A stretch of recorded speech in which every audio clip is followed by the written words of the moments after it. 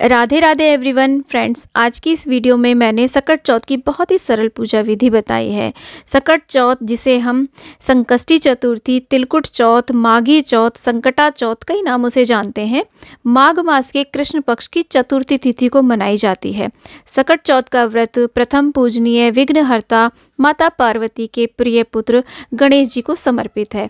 इस दिन माताएं अपनी संतानों के लिए व्रत करती हैं और गणेश भगवान की पूजा करती हैं।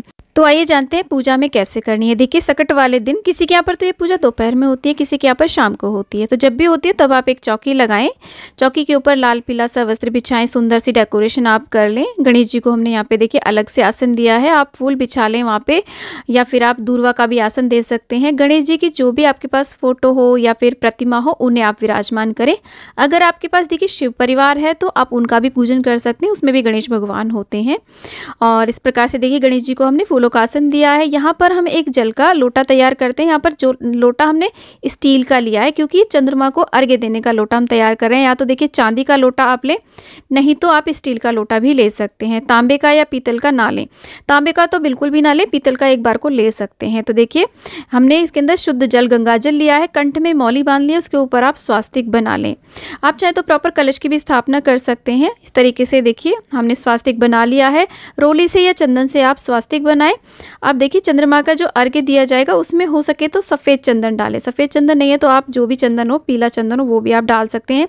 चंद्रमा को सफ़ेद चीज़ें अत्यधिक प्रिय होती हैं, तो थोड़ी सी सफ़ेद अक्षत तिल इसमें डाल लें और थोड़ा सा कच्चा दूध भी इसमें डालें। अर्घ्य का हम ये लोटा तैयार कर रहे हैं। शाम को जब आप पूजा कर रहे हैं तब आप इस लोटे को तैयार करें। उसके बाद में देखिए इसमें थोड़ी सी हम तिल भी डाल देंगे, थोड़ा सा तिलकुट भी आप इसमें डाल सकते हैं। मीठे के तौर पे आप सफ़ेद मिठाई डाल सकते हैं, बताशा डाल दें। कोई सफ़ेद फूल हो तो वो डालें, नहीं तो अन्य कोई भी फूल हो पीले रंग का, वो भी आप इसमें डाल करके ऐसे पूजा में रख दें। तो ये हमने चंद्रमा को अर्घ्य देने का लोटा तैयार कर लिया है।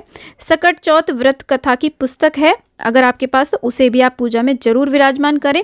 पुस्तक नहीं है तो कोई बात नहीं, आप हमारे चैनल से कथा को सुन के भी अपना व्रत पूर्ण कर सकते हैं। उसके बाद में हम एक दीपक की स्थापना करेंगे। दीपक आप देखिए यहाँ पर देसी घी का भी जला सकते हैं या फिर तिल के तेल का भी प्रज्वलित कर सकते हैं। क्योंकि ये तिल चौथ है इसलिए इसमें तिल का बहुत महत्व है, तो आप तिल का दीपक प्रज्वलित कर सकते हैं, बहुत ही शुभ रहता है। उसके बाद में जल का छींटा दे करके हम स्नान का भाव करा देंगे, भावात्मक हम स्नान करा देंगे। अगर आपकी देखिए धातु की प्रतिमा है तो आप पूरे विधि विधान से पंचामृत आदि से भी स्नान करा सकते हैं। वस्त्र रूपी कलावा अर्पित कर देंगे। और अगर आपके पास जनेऊ है तो आप जनेऊ जरूर अर्पित करें गणेश भगवान को, नहीं है तो आप कलावा ही अर्पित कर दें। उसके बाद में गणेश भगवान को हम ऐसे टीका करेंगे। देखिए गणेश भगवान को आप चंदन से, रोली से, कुमकुम, हल्दी आदि सभी से, आप जिससे चाहें उससे टीका कर सकते हैं।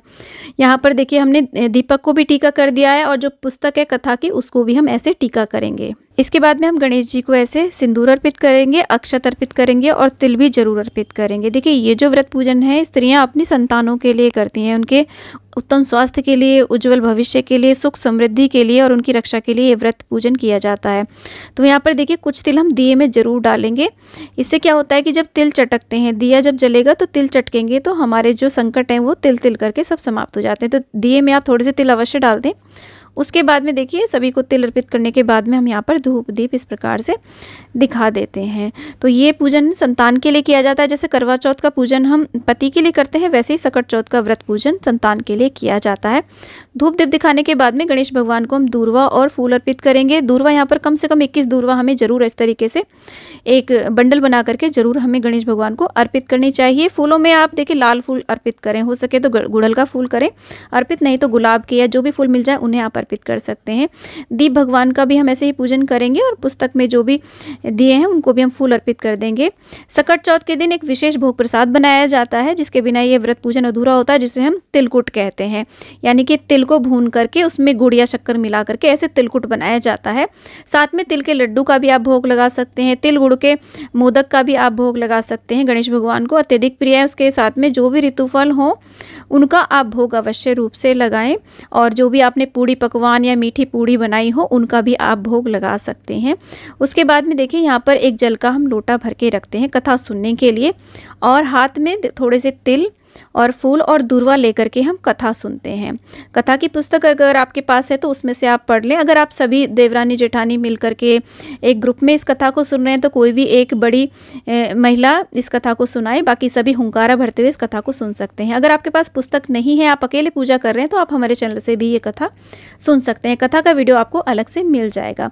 जब कथा संपूर्ण हो जाती है तो यहाँ पर देखिए आप इस प्रकार से थोड़ा सा तो जल के लोटे में हम डाल देते हैं तिल को, थोड़ा सा गणेश भगवान को अर्पित कर देंगे, बाकी को हम अपने पल्लू में भी बांध लेते हैं, क्योंकि जब रात्रि में चंद्रोदय होता है तब हम चंद्रमा को अर्घ्य इसी से देते हैं। इस प्रकार से कथा करने के बाद में यहाँ पर छोटी सी अग्यारी भी करते हैं। गाय के उपले को सुलगा लें और उसके बाद में उस पर घी की आहुतियाँ दें, गणेश भगवान का, चौथ माता का ध्यान करते हुए, और उसमें तिल चटकाए जाते हैं। इस प्रकार से तिल की आहुतियाँ दी जाती हैं। तिल गुड़ से हवन किया जाता है और घी भी इसमें आहुतियाँ दी जाती हैं, घी से भी।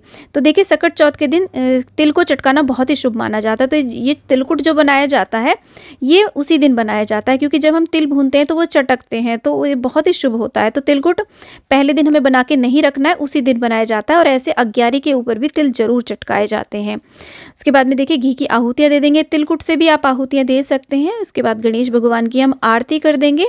आप चाहें तो कपूर से आरती कर दें या फिर इस प्रकार से आप दिए से भी आरती कर सकते हैं। तो आपके यहाँ पे यदि दोपहर में कथा होती है तो दोपहर में आप इस पूजा को करें, शाम को होती है तो शाम को भी आप इस पूजा को सेम इसी विधि से कर सकते हैं।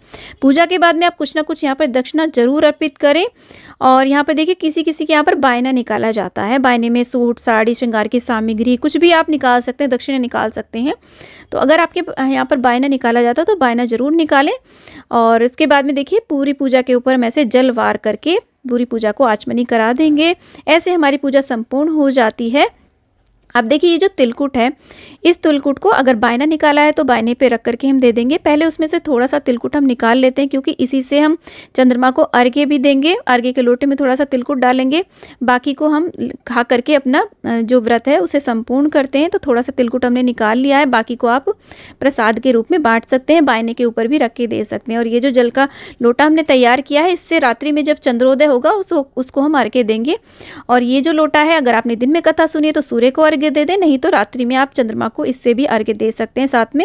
और फल आदि को आप प्रसाद के रूप में वितरित कर सकते हैं। यहाँ पर जो हमने दक्षिणा चढ़ाई है उसे आप दान कर दें। आप चाहें तो बायने के ऊपर भी इसे रख करके दे सकते हैं। तो फ्रेंड्स, ऐसे गणेश भगवान का पूजन करने के बाद में चंद्रमा को अर्घ्य देने के बाद ही व्रत को खोला जाता है। भोजन आपके यहाँ पर जैसा भी होता हो, फलाहारी व्रत रखा जाता हो या फिर जैसा भी रखा जाता हो, वैसा भोजन कर सकते हैं। तो फ्रेंड्स, उम्मीद करती हूँ कि ये वीडियो आपको बहुत ही यूजफुल लगा होगा। वीडियो यदि आपको थोड़ा सा भी यूजफुल लगा तो प्लीज़ वीडियो को लाइक करें, चैनल को सब्सक्राइब करें और वीडियो को ज़्यादा से ज़्यादा शेयर करें। और कमेंट बॉक्स में गणेश भगवान की जय आप अवश्य लिखें। गणेश भगवान की कृपा आपके और आपके संतान पर सदैव बनी रहे, इसी आशा के साथ मिलती हूँ नेक्स्ट वीडियो में। तब तक के लिए हरे कृष्णा, राधे राधे, जय गणेश भगवान।